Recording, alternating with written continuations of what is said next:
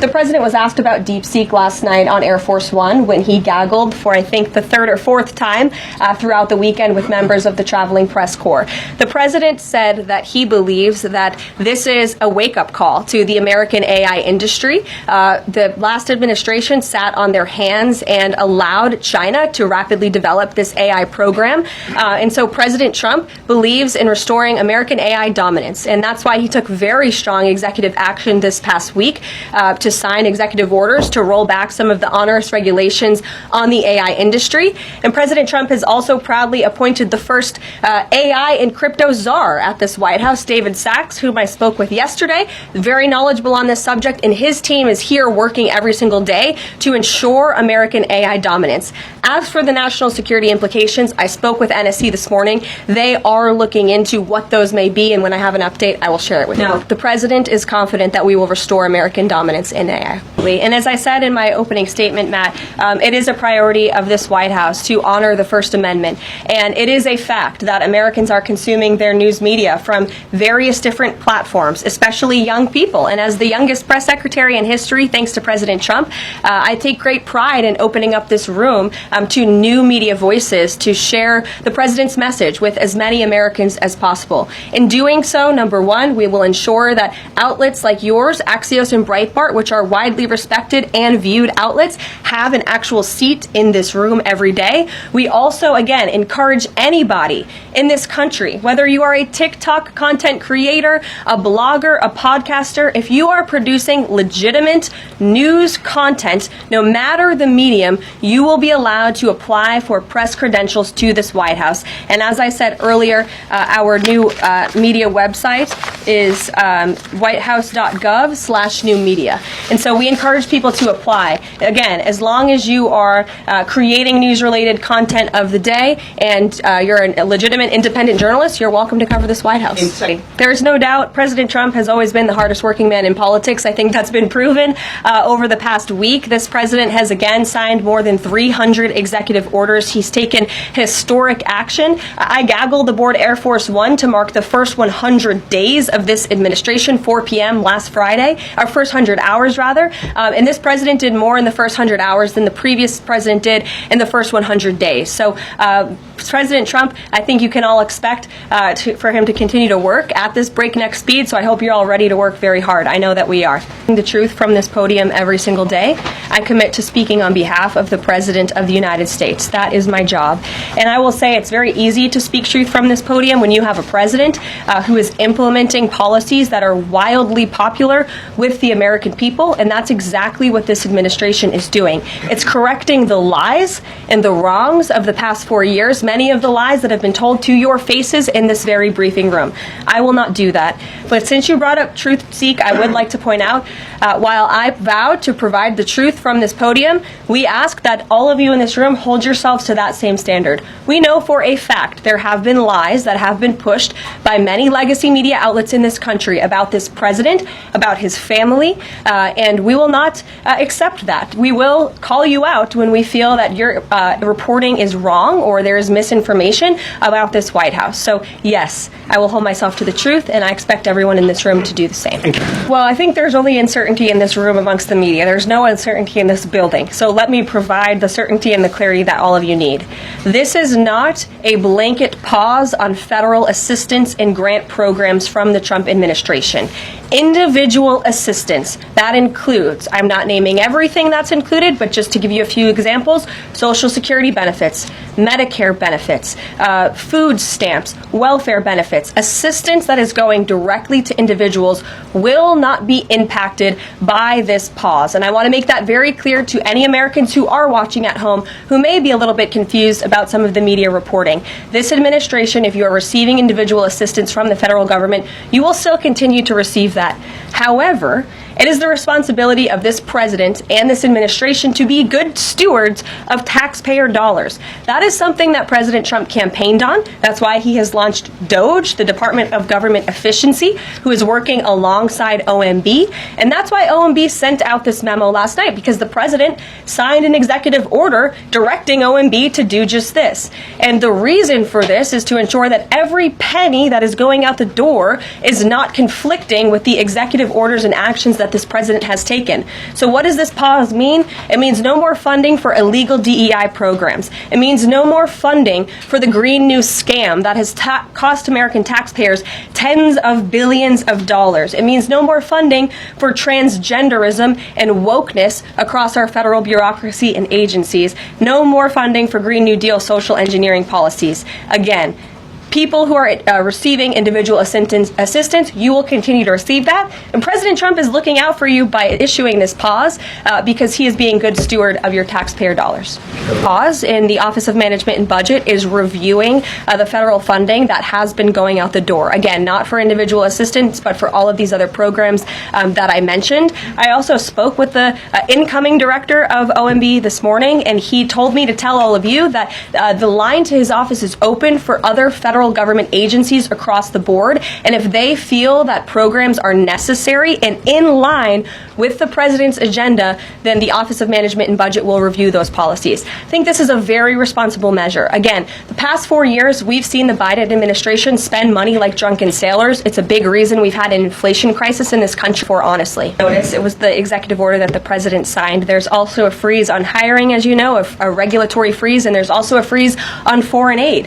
And this is, again, incredibly important to ensure that this administration is taking into consideration how hard the American people are working, and their tax dollars actually matter to this administration. You know, just during this pause, DOGE and OMB have actually found that there was $37 million that was about to go out the door to the World Health Organization, which is an organization, as you all know, that President Trump, with the swipe of his pen in that executive order, is no longer wants the United States to be a part of. So that wouldn't be in line with the president's agenda. DOGE and OMB also found that there was about to be 50 million taxpayer dollars that went out the door to fund condoms in Gaza. That is a preposterous waste of taxpayer money. So that's what this pause is focused on, being good stewards of tax dollars. Now, as it says right here in the memo, which I have, and I'd encourage all of you to read it, it says the American people elected President Trump to be the president of the United States and gave him a mandate to increase the impact of every federal dollar. This memo requires federal agencies to identify and review all federal financial assistance programs and supporting activities consistent with the president's policies and requirements. The American people gave President Trump an overwhelming mandate on November 5th, and he's just trying to ensure that the tax money going out the door in this very bankrupt city actually aligns with the will and the priorities of the American people. You look great. You're doing a great job. You talked about... I'll echo the answer that the president gave on Air Force One last night when he was asked a very similar question by one of your colleagues in the media. This signifies peace through strength is back. And this president will not tolerate illegal immigration into America's interior. And he expects every nation on this planet, again, to cooperate with the repatriation of their citizens who illegally entered into our country and broke America's laws. Won't be tolerated. And as you saw, the Colombian government quickly folded and agreed to all of President Trump's demands. Flights are underway once again. Open to deporting individuals who have broken our nation's immigration laws. So if they are here illegally, then certainly he is open to deporting them. And that's what this administration is hard at work at doing. We receive data from DHS and from ICE every single day.